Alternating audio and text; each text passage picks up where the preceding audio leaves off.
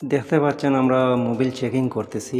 তো এখানে আমরা মোবিল চেকিংয়ের মধ্যে দেখতেছি যে আমাদের ইঞ্জিনের মোবিল বেশি বেড়ে গেছে, মানে ইঞ্জিনের আগের চেয়ে মোবিল আরও বেশি বেড়ে গেছে। তো এখানে দেখা যাচ্ছে যে আমাদের এখানে গৈবি মোবিল ইঞ্জিনের ভিতরে হয়ে যাচ্ছে। তো এটা আমাদের কাছে মনে হচ্ছে লাভজনক, কিন্তু আসলে সেটা নয়। তো এত দামি মোবিল যদি আপনার গাইবি বেড়ে যায়, সেক্ষেত্রে অনেকের কাছে মনে হতে পারে যে এটা লাভজনক। তো আসলে এখানে যে সমস্যাটি আসছে এটা কিন্তু আজকে আপনাদেরকে আমি দেখাবো। আর এই রোগের বিষয়ে অনেকেই আমাকে কমেন্ট করেছিলেন যে মোবিল বেড়ে যায় কী কারণে, আমাদের ইঞ্জিনের যে মোবিলের মধ্যে ডিজেল কী কারণে চলে যায় আর এটা কিভাবে নিরাময় করা যাবে এ বিষয় নিয়ে আপনাদের একটি ভিডিও দিতে। তো আজকে আমি অত্যন্ত বিজি, তারপরেও চেষ্টা করেছি আপনাদেরকে এই ভিডিওটি দেওয়ার জন্য। তো এই ভিডিওটি কিন্তু গুরুত্বপূর্ণ হয়ে যায় অনেকেরই জন্য।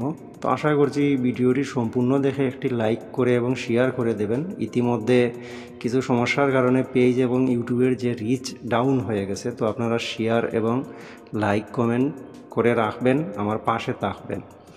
তো আমরা এখানে যে আমাদের যে ফুয়েল পাম্প আছে, আমাদের যে প্লঞ্জার পাম্প, ওটা আমরা খুলে নিয়েছি। এখানে আমরা এক এক করে সব কিছু খুলে নেব, আপনাদেরকে এখানে কাজ দেখাবো যে আসলে এই সমস্যাটি আমরা কিভাবে নিরাময় করব। তো এখানে যদি দেখেন আপনার যে প্লঞ্জার ভালো, তেলের শব্দ ভালো আছে, সেক্ষেত্রে আপনি এখানে সাবধানতার সাথে ভিতরটি খুলে নেবেন যাতে প্লঞ্জার এবং নষ্ট না হয়ে যায়। তো আমরা এই যে আমাদের ফুয়েল পাম্পের যে বডি আছে, আমরা ওটা ভালো করে ধুয়ে মুছে নিচ্ছি। এবং এখানে আগে কিছু সুতা দেওয়া ছিল, সেগুলা হয় নাই। তো আমরা এখানে যে কাজটি করব, আমাদের এখানে ভালো করে আমাদের যেই যে দেখুন যে সুতা, রেশম সুতা আছে, ওইটা ভালো করে পেঁচিয়ে নেব টাইট করে। এটা ওয়াশারের মতো কাজ করবে। এই সুতা দেওয়ার কারণ হচ্ছে গিয়ে যাতে আমাদের এখান দিয়ে ডিজেল মোবিলে চলে না যায়, সে কারণেই।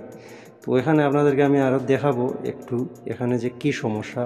তো ভিতরে দেখবেন আগের যে পুরনো সুতার কিছু ময়লা থেকে যায়, ওইগুলো ভালো করে পরিষ্কার করে এখানে যে গ্রুপ আছে ওইটা দবদবা সাদা করে নেবেন, ধুয়ে নেবেন ভিতরটি পরিষ্কার করে।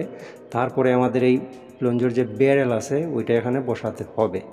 তো আমরা ঠিক এইভাবে বসিয়ে দেব।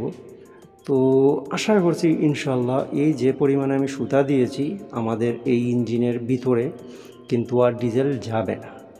তো এখানে আরও কিছু কিছু জিনিস আপনারা দেখতে হবে, এগুলো আপনাদেরকে দেখাবো যে কারণে আমাদের ডিজেল চলে যাচ্ছে। তো প্রথমত আমাদের যে এই যে কটনাট আছে, এই কটনাট দিয়েও কিন্তু অনেক সময় ডিজেল চলে যাওয়ার সম্ভাবনা আছে। তো এটার জন্য আমাদের এখানে ভালো করে সুতা পেঁচিয়ে নেবেন। তারপরে ভিতরে যদি ওয়াশার থাকে সেটাও রাখবেন। সুতা পেঁচিয়ে আমাদের এটা সুতাটা পেঁচ দিতে হবে তার সিস্টেম অনুযায়ী, যাতে সুতা খুলে না যায়। আমাদের যে টাইটের সাথে যাতে সুতাও বসে পড়ে, এইভাবেই আপনারা এটা ঘুরিয়ে পেঁচিয়ে দিয়ে দেখবেন। তো আমরা এই কটনারটি সুতা দিয়ে ভালো করে টাইট করতে হবে, আপনারাও টাইট করবেন। তো এক এক করে আমরা এটা বসিয়ে নিচ্ছি। তো এখানে দেখার কিছুই নেই, এটা কিন্তু সবাই জানেন এই ফুয়েল পাম্পটি ফিটিংস করতে। তো আপনারা এভাবেই ফিটিংসটি করে নেবেন। আমরা ডেলিভারি বাল্ব এবং যে প্রেশার স্প্রিং ওইটা বসিয়ে দিচ্ছি। তারপরে আমাদের প্রেশার নাট, তো রুলার ক্যাম্প বসাচ্ছি। আর এখানে একটি কটনাট তাকে চেপে ধরে আমরা এই কটনাট লাগিয়ে নেব। তারপরে বডির ভিতরে পুশ করে আপনাদেরকে দেখাবো। আর এই কটনাটটি আপনারা সব সময় ভালো করে টাইট করে রাখবেন। রুলার ক্যাম্পেরটাও ভালো করে টাইট করে রাখবেন। যদি এটা খুলে যায় তাহলে ভিতরে পিনিয়ামের দাঁতে পড়ে নষ্ট হয়ে যাবে। তো এখানে আমরা খুলে যে আমাদের যে ব্যারেলের যে গাঁট আছে, এটা আমরা রেসার ডালের মধ্যে বসাবো। এখান দিয়ে দেখে আপনারা এই জায়গার দুটি স্ক্রু খুলে একটি ঢিলা করে রেখে একটি খুলে নিয়ে দেখে নিয়ে আপনারা ওইটা ভিতরে পুশ করবেন। তারপরে আমরা এখানে যে নাটগুলো আছে স্প্রিং ওয়াশার দিয়ে আমরা বসিয়ে দেব। তো এখানে একটা গুরুত্বপূর্ণ কাজ ডিজেল যাওয়ার, সেটাও আপনাদেরকে এখন দেখাতে হবে। ওইটাও আপনারা মেনে চলবেন, দেখবেন যে আর ডিজেল যাবে না। তো এখানে আমরা একটা কাজ করি কি, আমাদের যে ডেলিভারি বাল্বের মাথার মধ্যে প্রেশার নাট আছে, যে এখানে আমাদের যে এস লাইন যেটা প্রেশার লাইন বসে, ওই লাইনের যে মাথার যে নাট, ওই নাটটি কিন্তু অনেক সময় আমরা ডিলা রেখে দিই।